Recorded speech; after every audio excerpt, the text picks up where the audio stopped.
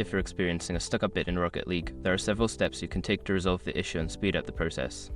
Follow these steps to get back to playing as quickly as possible. Step 1. Pause and resume the update. Go to the game library on your platform and find Rocket League. Pause the update and wait a few moments before resuming it. This can sometimes kickstart the download process. Step 2. Check your internet connection. Ensure that your internet connection is stable and running at optimal speed. You can do this by running a speed test or restarting your router. A strong connection is crucial for downloading updates efficiently.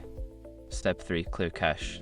If you're on a console, clear the cache by turning off the console, unplugging it for a few minutes, and then restarting it. For PC users, you can clear the cache by navigating to the game files and deleting temporary files. Step 4. Change download region. Sometimes, changing the download region in your platform settings can help. Go to your settings and select a different region that may have a better server connection for downloading updates. Step 5. Reinstall the game. If all else fails, uninstall Rocket League and then reinstall it. This will ensure that you have the latest version and can resolve any corrupted files that may be causing the update to stall. By following these steps, you should be able to resolve the update issue and get back to enjoying Rocket League. Good luck!